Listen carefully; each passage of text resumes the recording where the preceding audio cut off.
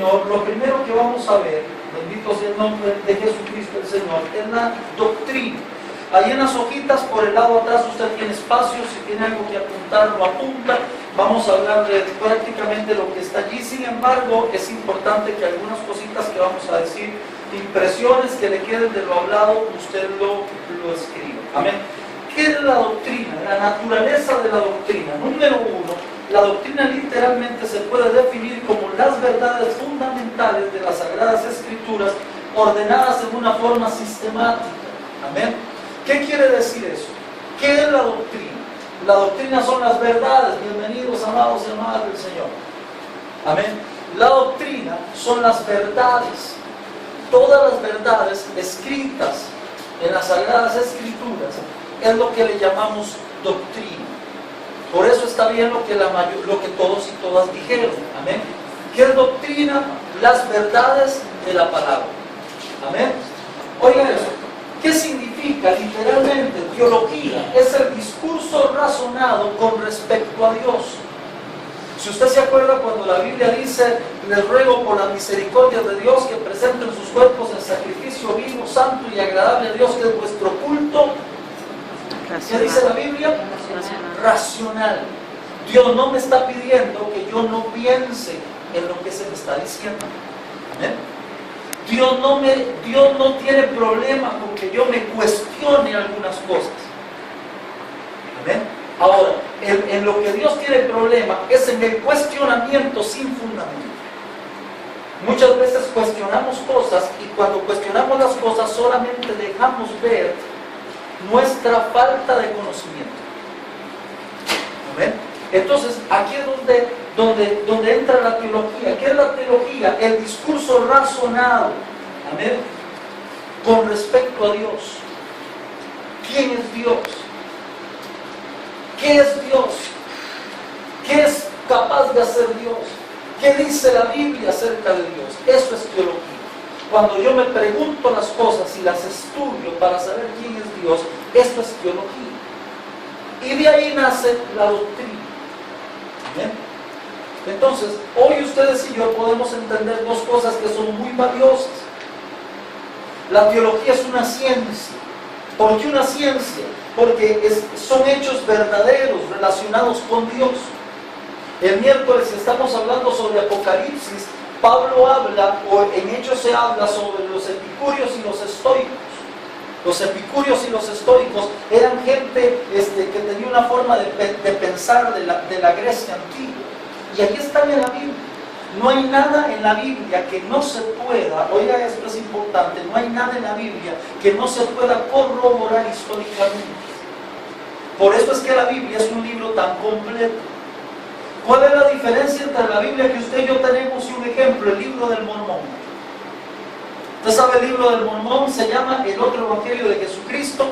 Jesucristo llegó y dijo, yo tengo otras ovejas que ustedes no conocen. Y los años que la Biblia no dice nada de Jesús, los mormones dicen que Jesús vino a América, predicó en América y fue crucificado en América, luego resucitó y se fue otra vez para Israel. Entonces usted lee el libro del Mormón, tiene ciudades, monedas, pueblos, pero nunca han podido encontrar una sola, oigan esto, una sola evidencia histórica, o una sola evidencia geológica, o geográfica. Nada, no hay historia, no hay geografía, no hay nada que corrobore sus historias. Mientras que la Biblia es 100% corroborable. Entonces, eso hace a la Biblia un libro de ciencia. La doctrina y la teología no está basada en el credo nada más. La doctrina está basada en hechos concretos, reales. Por eso la teología es la ciencia que estudia a Dios, que estudia los hechos de Dios. Lo que se habla de Dios es la ciencia que estudia a Dios, sus hechos, los hechos o verdades relacionados con Dios. Esto es una ciencia, esto es teología, y de ahí nace la doctrina. Amén. Ahora, ¿cuál es el valor? Amén. El valor de esta doctrina. Bendito sea el Señor. Número uno, ¿por qué usted y yo vamos a emprender este viaje, amados y amadas del Señor? Porque hay un valor en la doctrina. Número uno, el conocimiento doctrinal proporciona lo necesario para una exposición autorizada de la verdad. Yo puedo hablar muchas cosas, pero si no conozco la doctrina, no tengo la autorización para hablarlas. ¿Amén? ¿Me entiende esto? Yo sé que a todos nos gusta mucho hablar y sé que el sentimiento es generalizado por el gobierno, que no está haciéndolo bien, ¿amén? Pero quienes pueden realmente dar un veredicto es la gente que ha estudiado, la gente que sabe, la gente que ha estado en política, los que estuvieron en política y se salieron. Esa es la gente que puede llegar y decir, no, definitivamente esto está mal o esto está bien. ¿Por qué? Tienen la autoridad para hacerlo, conocen. Amén. Hoy en día tenemos mucha gente hablando muchas cosas, pero no basados en la autoridad o en la autorización de la doctrina. La doctrina es lo único que me autoriza a hablar de Dios y de sus verdades. No puedo hablar de las verdades de Dios, ni de Dios mismo, si primeramente no tengo un conocimiento de esas verdades de las que quiero hablar. ¿Ustedes se acuerdan cuando salió la noticia de que se acababa el mundo según los mayas? Mire, amado y amada, usted no sabe cuántos cristianos y cristianas estaban bien asustados. ¿Se acuerdan cuando salió la Biblia, la película del Código Da Vinci? Y usted no sabe cuánta gente yo atendí diciendo, hermano, sería cierto que Jesús tuvo hijos con María Magdalena. Bueno, hay gente, hermanos, que está en la iglesia, pero van a lo que oyen. La doctrina es lo que me da una autorización de hablar las verdades de Dios. Por eso estamos emprendiendo este viaje. Porque yo no puedo hablar algo que primeramente no conozco. ¿Amén? Yo no puedo hablar de un libro si no lo he leído, no puedo hablar de un gobierno si no sé de política o de relaciones internacionales o qué sé yo. Amén. No puedo hablar de una economía si no soy economista, no puedo hablar de matemáticas si me quedé en todas. Bendito sea el Señor. Amén. ¿Me entienden? No puedo hablar de español si cuando escribo... O sea, no puedo hablar de Dios si no conozco la doctrina. Amén. Gloria al Señor. Mire, con frecuencia escuchamos expresiones como esta. Mientras, no importa lo que uno cree, mientras haga lo correcto. O el dicho más salutífico, todos los caminos llevan a Dios. ¿Lo oí? O el otro, el que está más de moda. Este me gusta. No importa lo que yo haga mientras no dañe a nadie. ¿Verdad que sí? Miren, esos 2 o 3 decires están basados en contra de la doctrina y por ende en contra de Dios. Porque primero, no todos los caminos llevan a Roma, pero no todos los caminos llevan a Dios. Segundo, que yo haga algo, aunque no dañe a nadie, si me está dañando a mí mismo, templo del Espíritu Santo, ya yo estoy en un problema delante de Dios. Si lo que estoy haciendo no daña al vecino, pero está dañando la opinión de Dios, ya yo estoy en un problema. Porque que yo crea o no crea que le estoy haciendo daño a alguien, no quiere decir que Dios no se sienta ofendido con lo que estoy haciendo. Y bueno, amén. ¿Cuántos y cuántas alaban al Señor? Amén. Mire, toda persona tiene su teología. ¿Cierto? Usted sale a la calle y todo el mundo le dice, no, yo creo en Dios. Bueno, yo creo en Dios de esta forma. Bueno, yo creo que Dios no se mete en eso. Bueno, yo creo que Dios debería de aceptar eso. Mire, un tema que está ahorita candente. No sé cuántos vieron ahora ¿cómo se llama esto en vivo? El discurso de la presidenta y del presidente de Estados Unidos, ¿verdad? ¿Vieron la pregunta que le lanzaron a Laura Chinchilla, la última? Ya Estados Unidos, Barack Obama dijo que hay que abrir un camino a los homosexuales. ¿Cuándo le toca a Costa Rica? En un tema como estos, aunque tenga que ver con derechos humanos y todo lo que usted quiera decir, esto es una práctica que está en contra de una verdad divina. ¿Amén? Y cada vez que los hombres promulgan leyes que se alejan de la verdad de Dios, están promulgando su propia teología. No necesariamente bendice a Dios. Ahora, cuando yo llevo un escudriñamiento de la palabra, puedo entender por qué Dios está en contra de estas cosas y de otras más. Entonces, amados y amadas del Señor, necesitamos conocer la doctrina, porque la doctrina es la única que me autoriza a exponer la verdad de Dios sin equivocación. 2, esto es importante. ¿Cuántos alaban al Señor? Amén. Mire, el conocimiento de la doctrina es esencial para el desarrollo completo del carácter cristiano. Ahí en las hojitas lo primero que yo le puse ahí es: sólidas creencias desarrollan un carácter sólido.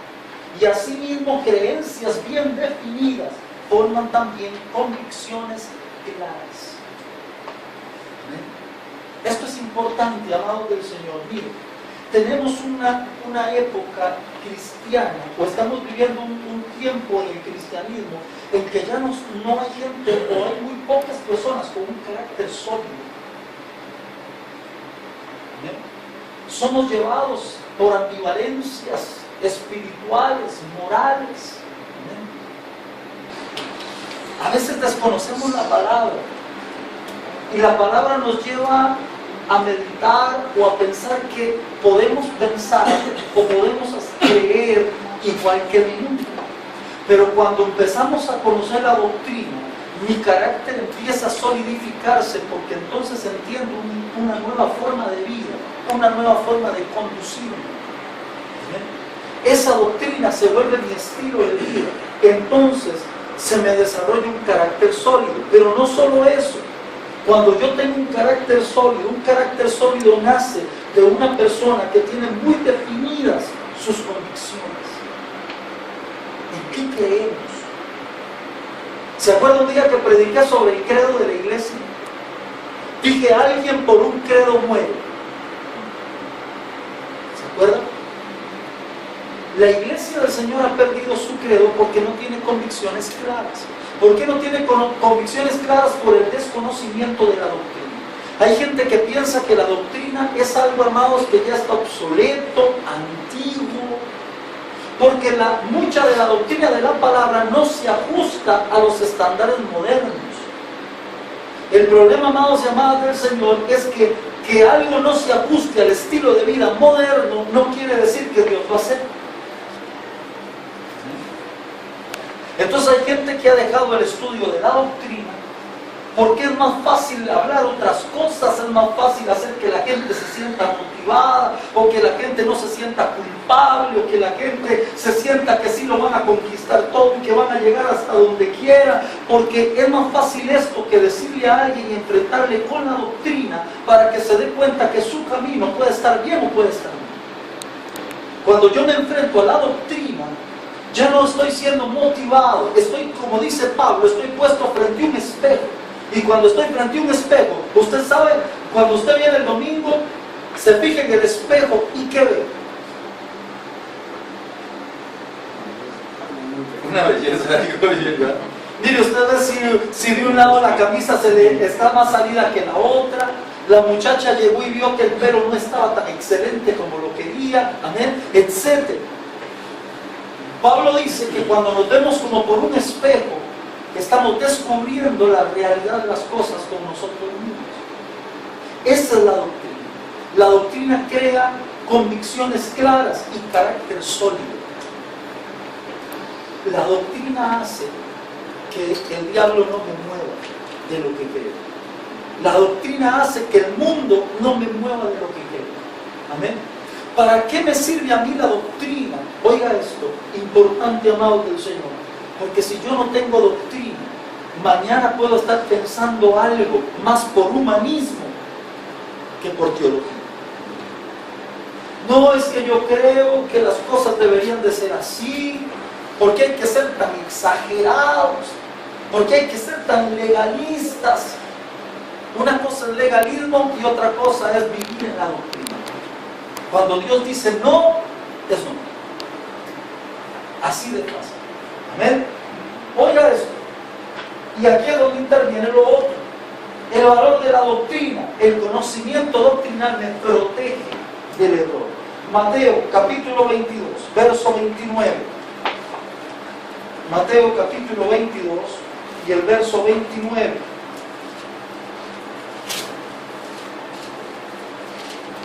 Amén. Dice la palabra del Señor. Entonces respondió Jesús y les dijo: erráis ignorando las Escrituras y el poder de Dios.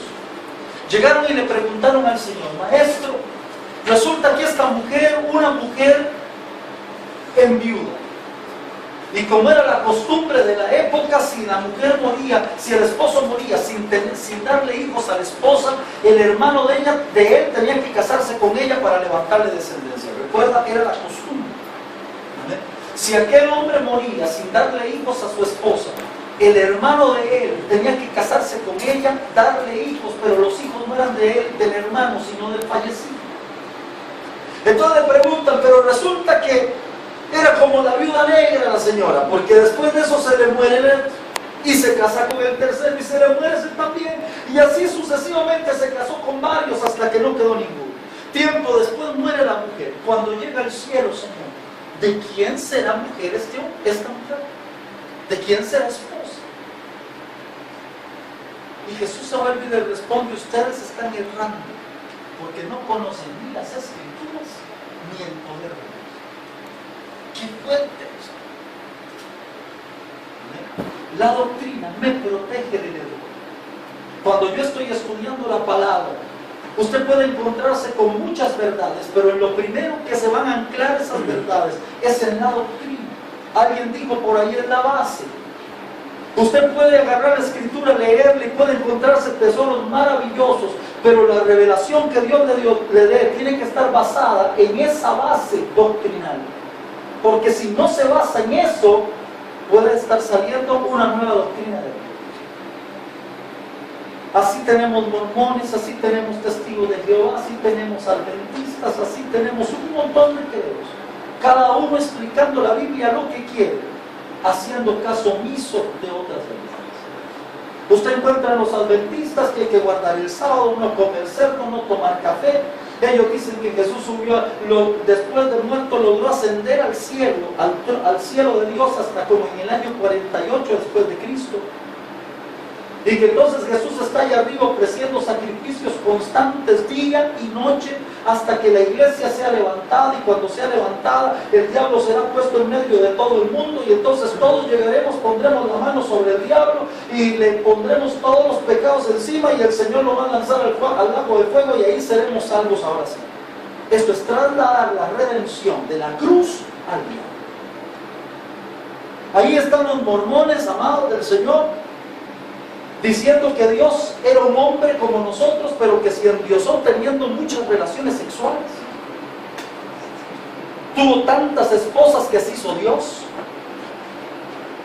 Y que cuando un mormón muere, si fue un buen mormón, Dios lo levanta de ahí, Elohim lo levanta y le entrega una estrella llena de mujeres para que vaya y lo ponga. Cuando yo he contado esto, hay más de un hermano que dice: está buena la doctrina, pero no, es pecado. Una doctrina, hermanos, totalmente diabólica. Para mí, de todas las doctrinas que hay, la de los mormones es la peor. Bueno, hay tanto que hablar de los mormones, y entonces, oye, una doctrina de error. Ahí están los testigos de Jehová, diciendo que solo Dios existe, el Espíritu Santo y Jesús son solamente, el Espíritu Santo es una fuerza activa y Jesús es un ángel creado que Dios lo ve como un hijo, etcétera, etcétera. ¿Qué te protege del error? ¿Cómo se ve la verdad? La doctrina. Porque llegan, tocan tu puerta y usted llega todo inocente y dice: no, es que todo lo que sea Dios es bueno. Buenas. Mire, aquí le traigo una revistita, quería enseñarle que en el milenio usted va a comer a la par del oso y del león y usted dice: qué lindo. Tras de eso los papelitos tienen unos dibujitos de colores, todo bonito. que hubo. ¿Cómo sabemos que esto es verdad? Por el estudio de la palabra. La doctrina me cuida del error. ¿Me entienden eso? ¿Cuántos y cuántas alaban al Señor Jesucristo? Amén. Mire, una cita más, por favor. Gálatas capítulo 1. Ahí están, nada más para leerlas. Gálatas capítulo 1, verso 6. Gálatas capítulo 1, verso 6. Dice la palabra del Señor: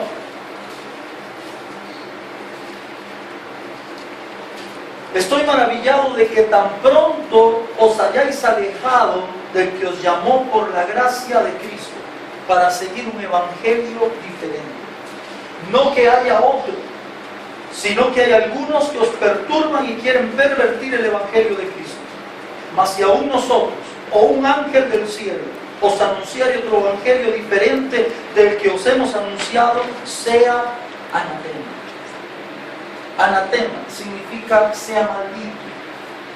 Vean lo que está diciéndole Pablo a la iglesia en Gálatas. Le está diciendo: señores, ¿en qué momento se alejaron de la verdad? ¿Cuál es el tema central del libro de Gálatas? La iglesia que estaba en Galacia viene y cree en Jesucristo, se convierten por la fe en la predicación del evangelio. Pero junto con ellos se convierten algunos judíos.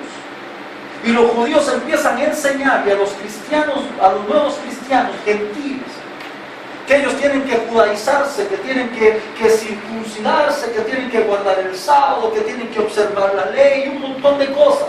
Y si usted lee detenidamente el libro de Gálatas, Pablo empieza a refutar todas esas doctrinas. Inclusive hay un verso donde le dice: ustedes guardan los días, los meses y los años, me temo que trabajé en vano con ustedes. Mire, amados del Señor, no estamos tan distantes de esto. Se han soltado unas tendencias a tratar de judaizar la iglesia en estos últimos tiempos.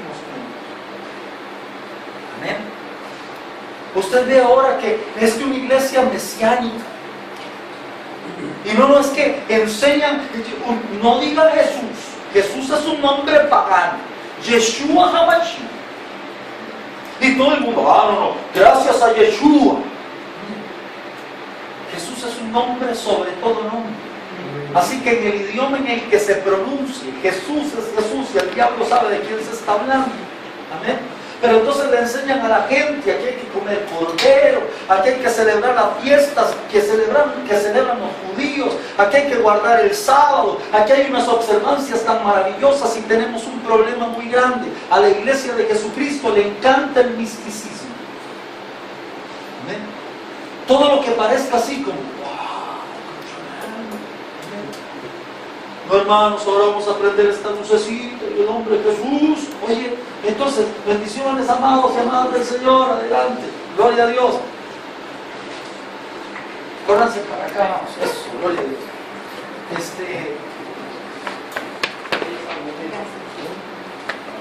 Oiga esto. Entonces, ¿qué me preserva del error? El conocimiento de la doctrina. Amén. Entre más conozco yo de la doctrina, menos riesgo tengo de alejarme de la verdad. Llega Pablo y escribe y dice: porque temo que como la serpiente con su astucia engañó a Eva, vuestros sentidos sean de alguna manera extraviados de la sincera fidelidad a Cristo. Amén. Entonces, existe la posibilidad de errar el camino. En estos días, amados del Señor, hace como un año y algo, hay un hombre muy lindo, muy usado por Dios a nivel internacional, un hombre con una carrera impresionante, un hombre reconocidísimo, y hace como un año y medio salió diciendo que Cristo ya vino y que estamos en el tiempo de la gran tribulación. Y le ha empezado a enseñar a la gente el por qué Cristo ya vino, y hay un montón de gente predicando que Cristo ya vino. ¿Qué pasa aquí? Cuando yo dejo de observar la doctrina es el ancla que me mantiene firmemente asido a la verdad. Nada que no se ajuste a la verdad actual de parte de Dios está respaldada por el Señor. Y hay algo muy importante. Dijimos anteriormente que la doctrina es la exposición autorizada de la palabra. Cuando Dios no está en algo, aunque yo lo hable, si Él no está en eso, no lo respalda. Amén. ¿Cuántos y cuántas alaban al Señor? Amén. ¿Qué más hace la doctrina? La doctrina, oiga esto, gloria al Señor. La doctrina es parte del bagaje del maestro cristiano. Amado y amada, nadie que quiera predicar la palabra o enseñarla puede estar ausente al conocimiento de la doctrina. Amén. En el momento en que alguien quiere exponer la palabra para enseñársela a alguien, para enseñársela a un grupo, para decirle a alguien algo de parte de Dios, en el momento en que una persona no tiene sus pies bien puestos y firmes, creencias sólidas en la doctrina, en ese momento, escuche esto, no tiene el bagaje necesario para enseñar. Qué bueno, ¿eh? ¿Cuántos y cuántas alaban al Señor? ¿Por qué digo eso? La Biblia tiene un tema central.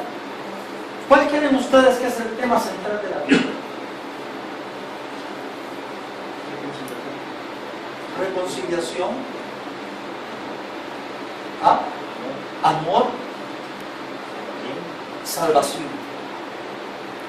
El tema central es Dios enviando a su Hijo para salvar a la humanidad. Aunque tiene que ver con reconciliación, tiene que ver con amor, pero el término exacto es salvación. Ahora, cuando yo estoy estudiando la Biblia, resulta que el tema central de la palabra es salvación, pero yo me encuentro muchos otros subtemas muy valiosos, muy importantes, para adjudicarme esa salvación: santificación, justificación, redención, expiación, consagración. Dentro de todo eso todavía hay más subtemas. ¿Cómo voy a adquirir esa salvación? ¿Gozo ya de la salvación o todavía no? ¿La tengo total o en parte? ¿Qué parte recibí? ¿Qué parte tengo que recibir todavía? ¿Cómo me aferro a esa salvación para no perderla? ¿Se pierde o no se pierde? ¿Me entienden esto? ¿Qué tiene que ver con salvación? ¿Qué es salvación? Alguien, ya el amado dijo salvación. Mi pregunta es, ¿qué es salvación?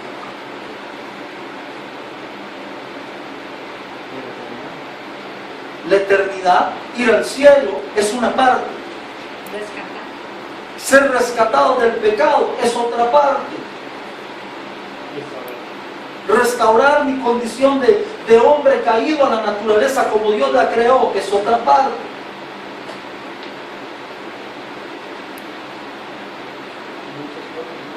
Bueno, pero díganme. Por ejemplo, libertad también. Libertad del alma, del espíritu y del cuerpo. Ajá, ¿qué más? Tiene que ver con autoridad, sí, en parte. ¿Qué más? Relación o acercamiento con Dios. Mire, si seguimos hablando de tantas cosas, salvación es un término que tiene que ver con todo lo relacionado al cuerpo, todo lo relacionado al alma, todo lo relacionado al espíritu. Aparte de eso, tiene que ver con todo lo relacionado a tu familia, con todo lo relacionado a tu entorno, con todo lo relacionado a tu economía. Es un término amplísimo. Entonces, lo que me hace también disfrutar de algo es conocerlo. No solamente me impide salirme del error, sino que me permite disfrutar. En uno de los viajes a México, me enteré de que en México hay una ley muy curiosa en el Distrito Federal.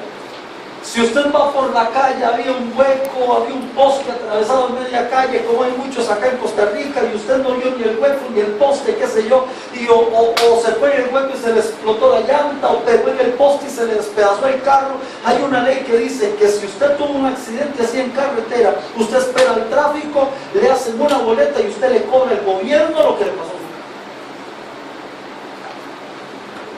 Lo curioso es que mucha gente no conoce la ley, entonces casi nadie le cobra el gobierno. ¿Es que tremendo? La ley está.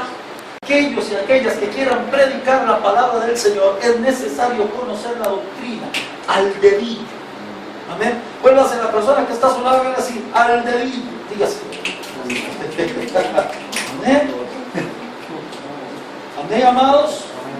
Yo tengo, cuando estudio la palabra, o voy a predicar, o voy a enseñarle a alguien algo, yo tengo que enseñarle la verdad exacta que le voy a enseñar, pero no puedo dejar de ver omnidireccionalmente todas las verdades que convergen en la que voy a enseñar. Yo vengo y les voy a hablar de la misericordia de Dios. Y entonces yo vengo y les digo, hermano, Dios es tan misericordioso, que haga lo que le dé la gana. El Señor es tan bueno, tan amoroso. No salen a la calle y oímos constantemente expresiones como esta. Es que Dios es tan amoroso que Él jamás nos va a castigar. ¿Verdad que sí? ¿Por qué es eso? Porque conozco algo, pero estoy perdiendo de vista todas las otras cosas que conectan con esa verdad. Sí, Él es misericordioso, pero es misericordioso para con aquellos que se arrepienten y cambian de estilo de vida. Es misericordioso para con aquellos que se acercan a Jesucristo el Señor, o a Él a través de Jesucristo el Señor. Es misericordioso para con aquellos y aquellas lavados en la sangre del Cordero. Amén. Para los hijos de Dios es misericordia de un padre para su hijo. Para el mundo es el juicio de un Dios sobre un mundo que se alejó de Él. Hay tantas verdades ahí relacionadas que no puedo dejar de verlas porque puedo predicar un error. Ahora, escuche esto. ¿Se acuerda cuando Pablo llegó y dijo, no se hagan maestros? Porque el que se hace maestro será juzgado como maestro por lo que enseña. ¿Qué quiere decir eso, amado y amada del Señor? Oiga eso. Que cuando yo enseño algo, ya no soy responsable de lo que creo. Mientras no salga de mi boca, soy solamente responsable de lo que creo. Pero cuando salió de mi boca, soy responsable de lo que hice creer a otros. Y ahí es donde necesito conocer la doctrina para no salirme. La doctrina es el parámetro. La doctrina es la pared que me cerca y me dice, mira, hasta aquí puedes. Después de aquí ya vas solito. Después de aquí ya estás inventando. ¿Cuántos y cuántas alaban al Señor? Amén. ¿Cómo clasificaríamos la doctrina? ¿Cómo clasificaríamos la doctrina? Número uno, usted habrá oído de estos tres términos: exégesis, hermenéutica y homilética. Se los voy a resumir bien fácil. ¿Qué es la exégesis? La exégesis es el estudio de la escritura tal y como está. En esa escritura usted establece el significado verdadero de las escrituras a través, por poner un ejemplo, uno, de la historia. ¿Amén? Usted viene y hace un estudio. Bueno, ¿qué pasó en esa época? ¿Cuáles fueron las condiciones políticas, sociales, económicas en las que se dio este mensaje? ¿Qué estaba pensando el que lo dio? ¿Y qué estaban pensando los que lo oyeron? ¿Amén? El relato bíblico. Usted no sé si habrá oído un dicho que dice: un texto fuera de contexto para dar un pretexto. ¿Amén? Cuando usted agarra un verso y era el único verso y usted dijo, ahí dice tal cosa, y muere con ese verso. No, un verso en la Biblia no está aislado. Eso sí es una verdad, está colindando con más versos bíblicos que respaldan esa verdad. Así que el estudio exegético de la palabra es buscar en el relato bíblico todo lo que tenga que ver con ello para entender esa verdad. Amén. Tiene que ver con los temas. No puedo agarrar un verso por fuera. Es un tema total. Amén. Es un tema que está allí para ser estudiado. Yo puse allí, busquen sus hojitas, el punto I del punto C. Amén. Dice, podemos resumirlo así: al estar frente a un texto bíblico con el propósito de encontrarle su sentido, tenemos entonces que realizar un trabajo que va más allá de la simple lectura del texto escogido. Todo texto tiene lo que podríamos llamar un escenario de fondo. Ese escenario es la situación que se vivía en aquel entonces, la manera de pensar del autor o de los lectores, la cultura, los problemas que enfrentaba la sociedad de entonces y lo que Dios quería decir frente a todos estos hechos. Por eso, es nuestro ministerio de comunicar la palabra de Dios de manera sana y acertada, debemos estudiar el texto y su escenario de fondo. ¿Amén? Uno no puede agarrar un verso bíblico sin escudriñarlo en una forma exegética. ¿Qué estaba pasando? ¿Por qué Pablo lo dijo? ¿Por qué el Señor lo dijo? ¿Por qué Juan lo dijo? ¿Por qué Pedro lo dijo? ¿Qué estaba sucediendo? ¿A quién estaba siendo mandado ese mensaje? Amén. Luego, hay una teología que es hermenéutica. En esta no tenemos tanto problema, para todos es fácil. ¿Qué es la palabra? ¿Qué es lo hermenéutico? Es el arte de interpretar un texto bíblico en nuestro contexto. La Biblia fue escrita hace mucho tiempo, pero usted agarra ese verso, esa verdad de la palabra y la trae a la actualidad. Es una interpretación. ¿Amén? ¿Amén, amados? Amén. Ok, entonces, aquí tiene más que ver, alguien dijo ahora acerca de la teología, es interpretarla. Bueno, hay una parte de las Escrituras que basados en las verdades que hemos estudiado, vamos a interpretar qué es lo que Dios nos quiere decir para esta época. ¿Bien? Esa parte no nos cuesta tanto porque nos encanta interpretarlo todo, ¿verdad? ¿Amén? Usted llega y hace una bandera, la bandera de la iglesia, y no falta alguien que venga y diga que tremendo, ese color significa tal cosa, y ese color significa la otra, y ese escudo significa esto, y aquí le encuentran unos significados que cuando usted lo hizo ni sabía qué significaba todo eso. ¿Verdad que pasa? Nos encanta lo hermenéutico. Hermano, tuve un sueño. Soñé que como iba, pero como que no iba. Y como que llegaba, pero no llegaba. ¿Qué significa? Hermano, como que sé, pero como que no sé. Voy a ver si oro, pero como que no oro. O sea, ¿cómo pues? A ver. Entonces, hay un estudio hermenéutico de la palabra.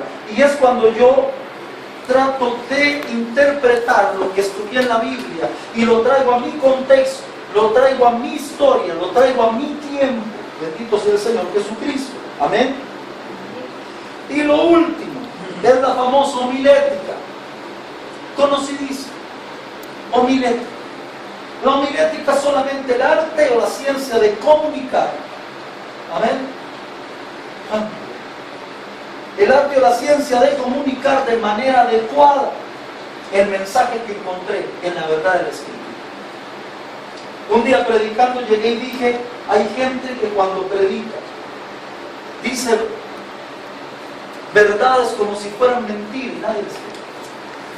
Qué cosa más tremenda es cuando usted ve a alguien que como que no está manejando esa verdad. Mire, yo quería decirle, don Waldemar, yo quería decirle, don Waldemar, que el Señor lo ama. Y don Waldemar se va diciendo, este tipo no sabe ni lo que cree. No. La homilética es la forma de decirlo correcto, la forma de exponerlo bien. Amén. Entonces, amados y hermanas del Señor, lo primero que hemos visto ahorita, viene luego la segunda parte. Amén. ¿Qué hemos visto? ¿Por qué estamos aquí? ¿Cuál es la idea de estar aquí? Tal vez van a haber algunas cosas interesantísimas. Yo sé que habrá muchas cosas que a usted le llamarán la atención. Amén. Mire, vamos a ver tantas cosas. El hombre, todo. ¿Por qué el espíritu? ¿Por qué el alma? ¿Por qué el cuerpo? ¿Para qué sirve el espíritu? ¿Para qué sirve el alma? ¿Para qué sirve el cuerpo? El pecado, ¿qué pasó con el pecado? ¿De dónde viene el pecado? ¿Por qué el pecado nos contamina? Etcétera, etcétera, etcétera. Vamos a ver quién es Dios, quién es Jesucristo, quién es el Espíritu Santo, sus dones, los ministerios. Vamos a ver quiénes son los ángeles, a ver qué tipos de ángeles existen. Vamos a ver un montón de cosas que tienen que ver con doctrina, santidad, justificación, redención. Lo vamos a ver todo. Vamos a volver la Biblia de lado a lado. Amén. Pero ¿cuál es la idea de este inclusive? Vamos a ver en una forma más profunda, más allá de lo que estoy viendo yo los miércoles, vamos a ver cuáles son los eventos del fin, porque eso es parte de la doctrina también. ¿Amén? ¿Cuánto tiempo nos va a tomar? No sé. Yo espero que usted tenga la suficiente fuerza y voluntad para aguantar todo lo que viene. Amén. Amén. En el nombre de Jesús. Porque, amados y amadas del Señor, esto nos da un carácter sólido. ¿Por qué yo no creo en eso? Mire, un día estábamos en una familia que conocimos hace algún tiempo atrás. De un momento a otro llegan y lo agarran unos adventistas. Empiezan a visitarlo a la casa, hermano. Y empiezan a enseñarle su doctrina. Cuando alguien viene y me dice, hermano, que la familia de fulano de tal se volvió adventista. Y listo, corremos, hermano, con Biblia, hermano. Mira, hermano, vea lo que dice la Biblia aquí. Vea lo que dice aquí. Vea lo que dice aquí. ¿Entendió? Ya entendí, hermano. Ya entendí. 3 días después, hermano, que el hombre sigue yendo allá. Otra vez, hermano, vea lo que dice la Biblia aquí. Al final se volvió adventista. Yo digo a gente que viene y me dice, hermano, los adventistas son cristianos. Yo le digo, yo tengo mi reserva sobre eso. Ahora, ¿a la luz de qué? De lo que yo interpreto, no de las verdades de la Escritura. La Escritura tiene enseñanzas que lo que ellos predican es contrario a Cristo. ¿Bien? Que Pablo escribió largo y tendido sobre ello. Pablo viene y dice en Gálatas, oye, ¿quién les fascinó? O se salvan por la gracia o se salvan por la ley, porque escrito está, solo en la observancia de un solo punto de la ley te hace ser partícipe de toda la ley, y el que infrinca uno solo de los mandamientos en la ley ya está expuesto a muerte. Entonces no puedo vivir en una mezcla, voy a vivir entre la ley y entre la gracia. No, o estoy en la gracia o estoy en Dios. Pablo escribió largo y tendido de eso. ¿Por qué? Porque el problema estaba fresquito. Amén. En esa época había cristianos circuncidándose, porque había un grupo de judíos que decían, es que hay que circuncidarlos y tienen que guardar la ley de Moisés y tienen que ir con nosotros los sábados al templo. Si yo no empiezo a ver la verdad de la palabra, cualquier cosa me fascina. Fue la palabra que usó Pablo, tan pronto os fascinaron. Usted sabe que es fascinar a alguien, es brujería. Una fascinación. Un encantamiento, una nube de gloria, una nube. Tremendo. Qué bonitos los escenarios, ¿verdad? Cuando explotan las cosas y las luces para arriba, ¿no? ¡Wow! Fascinado. Por otro lado, hermanos, tenemos otras doctrinas tan peligrosas que han luchado por meterse en la iglesia. ¿Qué me define? ¿Qué me da un carácter sólido? La palabra. Tenemos un montón de gente en este tiempo en la iglesia de Jesucristo viviendo por lo que los fascinó, no por lo que escudriñaron.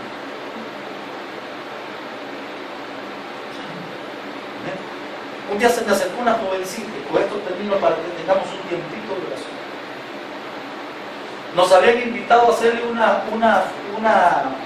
retiro espiritual a un colegio que salía de quinto. Y entonces juntaron a algunos de los quintos, se los llevaron a una finca, y estuvimos nosotros, les hicimos juegos, un montón de cosas, y luego yo les di una palabra. Cuando terminé la palabra, oramos por ellos, y una muchachita se me acerca y me dice, oiga, qué lindo que estuvo. Yo soy ateo, pero estuvo bonito, me gustó. Entonces yo me vuelvo y le digo, oye, me parece, te felicito. Yo solo quiero hacerte una pregunta. ¿Tú eres atea porque has invertido lo que tienes de vida en descubrir que Dios no existe, o es solo porque lo viste y te gustó? Bueno, así como que estudiado profundamente, no. Digo, entonces, oye, le dije, no insultes ni inteligencia, porque he invertido toda mi vida para decir que soy cristiano.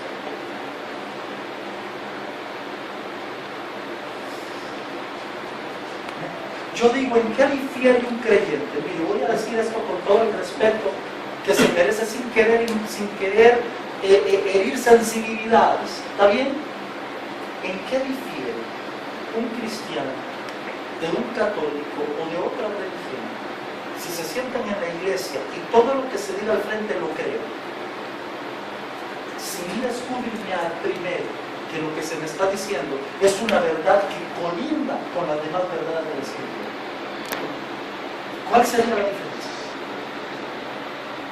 Porque en Apocalipsis, una de las cosas que Dios alaba de una iglesia, llegó y les dijo: porque probaste a los que se dicen ser profetas y los hallaste. Dios me autoriza a probar los espíritus. ¿Y cómo los voy a probar? Hermano, voy a probar su espíritu. No. Hermano, su espíritu está medio salado. No. A ver, probar el espíritu es un asunto de la palabra. Venga acá, hermano, ¿en qué está creyendo usted? En esto y en esto y en esto. Pero mire lo que dice la palabra aquí.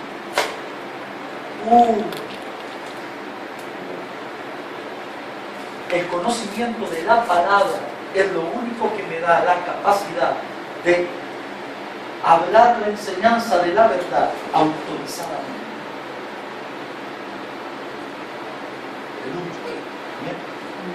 Amén. Mire, amado, usted llega a mi casa, no se asuste con lo que le voy a decir, por favor. Yo tengo un montón de libros de los adventistas, los mormones, los testigos de Jehová, catolicismo, etc. Yo tengo los libros rayados, así rayados, todo lo que me encuentro ahí que literalmente está fatal, yo lo subrayo y pongo arriba. Esta gente cree en esto y la Biblia dice esto y esto y esto y esto. A mí, ni los adventistas, tengo casi todos los libros de Elena G. de White. Los mormones, tengo el libro La Perla de Gran Precio, Doctrinas y Convenios, el libro de Abraham, tengo un montón de libros de los mormones. Tengo la Biblia de Dios, la Biblia de los testigos de Jehová. Yo la paso subrayando, miren lo que cree esta gente, y la Biblia dice eso y eso y eso. Eso me da autoridad para hablar. ¿Ustedes saben qué creen los mormones? Los mormones creen que cuando se hizo la batalla en el cielo, porque el diablo estaba peleando, ellos dicen que Jesús y el diablo son hermanos. Y que cuando Dios llegó y dijo, ¿cómo vamos a salvar al mundo? Entonces Satanás llegó y le dijo, yo voy a ir al mundo y los voy a obligar a obedecerte. Y Jesús llegó y dijo, no, yo voy a ir, los voy a enseñar, voy a morir por ellos y que ellos decidan. Y como al Padre le gustó más el plan de Jesús que el del diablo, entonces el diablo se resintió todo y contaminó a la tercera parte de los ángeles y empezó la batalla. Entonces ellos dicen que la parte que peleó con el diablo, Dios los condenó a venir a la tierra, son espíritus, nunca tendrán un cuerpo. A los que pelearon a favor de Dios, a eso los bendijo para nacer de familias mormonas. Es más, el arcángel Gabriel es Adán. Oiga. Y oiga, la historia se pone mejor. ¿Sabe qué pasó con la parte que no quiso pelear ni a favor ni uno ni del otro? ¿Sí? Dios los maldijo que nacieran negros.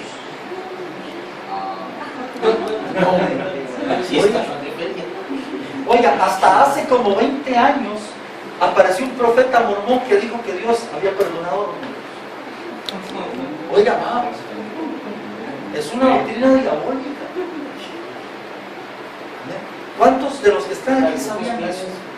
¿Cuántos conocían esa historia de los mormones? El amado. ¿Quién más? El siervo un poco. Oiga, ¿me entienden esto? Mire, amados, conocer me autoriza el conocimiento de la Escritura, porque, mire, yo tenía un amigo que llegó y dijo, Dios me llama a evangelizar mormones. Y se fue y lo evangelizó una mormona. Se terminó bautizando por el tío de él que había muerto hace no sé cuánto tiempo y se casó con la mormona. ¿Por qué? ¿Qué le faltó? Doctrina. Si hubiera tenido doctrina, no lo hubiera ido.